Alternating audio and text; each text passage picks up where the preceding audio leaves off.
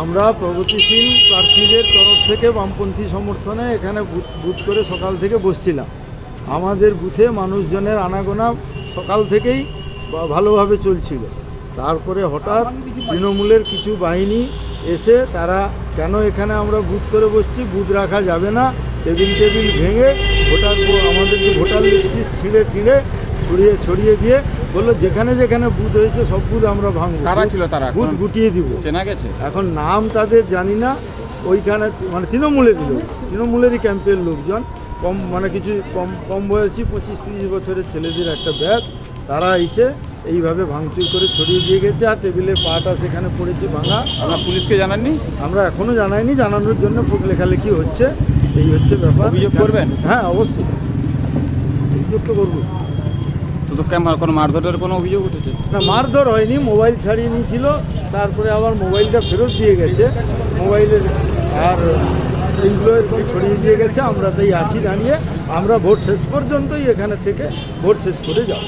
এর সব বিক্ষিপ্ত ঘটনা কিছু ঘটছে, একবারে জুডিশিয়ারিকে আমি ধন্যবাদ দিই। জুডিশিয়ারির আশীর্বাদ শুভেচ্ছায় তাদের ডাইরেক্ট ইন্টারফিয়ারেন্সে এই প্রথম এই ব্যাংক 42-43 সালে তৈরি হওয়ার পরে 1942-43 সালে তৈরি হওয়ার পরে মানুষ স্বতঃস্ফূর্তভাবে ভোট দিতে পারছে। কোনো জায়গায় বিক্ষিপ্ত ঘটনা কিছু ঘটেছে, মারধর করছে, সে করছে। গোটাটাই তো লুট হতো। মিউনিসিপ্যালিটিতে লুট করেছে, বিধানসভায় লুট করেছে, লোকসভায় লুট করেছে, এবারে পারলো না। এই আর না করার দরকার হলে আবার করা হবে। ওই চোর ডাকাত যতদিন থাকবে ততদিন সুপ্রিম কোর্টে গিয়ে, হাইকোর্টে গিয়ে আমরা সিআরপিএফ চাই। নিজে আপনি ভোট দিলেন, কতটা নিরাপদ বলে মনে করছেন?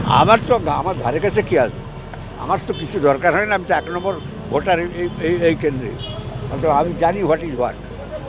আমার ধারে কাছে কোনোদিন কেউ আসে না, আসবেও না। রামনগরে ওই আমাদের কিছু ছেলেকে ওরা ইচ্ছাকৃতভাবে একটা উত্তেজনা ছড়াবার জন্য খিস্তি করে দিয়েছিল।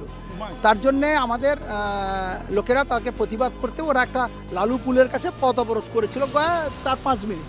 আমরা তা পথ অবরোধ তুলে দিয়েছি, ভোটাররা এসছে। ওরা বুঝতে পেরে গেছে যে রামনগরে এখনও পর্যন্ত যদি ভোট কাউন্টিং হয় আমাদের প্রার্থী থেকে ওদের প্রার্থী 1,500 ভোটে পিছিয়ে আছে। তো তাই আমাদের আর কোথাও কোনো বিক্ষিপ্ত ঘটনা ঘটেছে বলে আমার কাছে খবর নেই। তবুও আমি চাই যে শান্তিপূর্ণ ভোট হোক, মানুষরা শান্তিপূর্ণভাবে ভোট দিক এবং সুন্দরভাবে একটা পরিচালন মণ্ডলী তৈরি করুক ব্যাংকে, যাতে সুন্দর করে এই কোঅপারেটিভ ব্যাংক আগামী দিনে পরিচালনা করতে পারে। ক্ষেত্রে ওদের দলের হুইপ মানে তারা তো উইথড্রল করতে পারেনি, তাদের ব্যালট পেপারের নাম থেকে গেছে। কিছু জন লোক ক্যাম্পেনিং করেছিল। আমরা 2 দিন আগে তাদেরকে ক্যাম্পেনিংটা বন্ধ রাখতে বলেছি, প্রচারটা বন্ধ রাখতে বলেছি। আর উইথড্রল করা তো সময় ছিল না যখন আমাদের দল সিদ্ধান্ত নিয়েছিল। কিন্তু আমি মনে করি যে ওদের কোনো প্রভাব খাটবে না। আমাদের দলীয় যে আমাদের প্যানেল আছে, অফিসিয়াল প্যানেল, ওটা জিতবেই।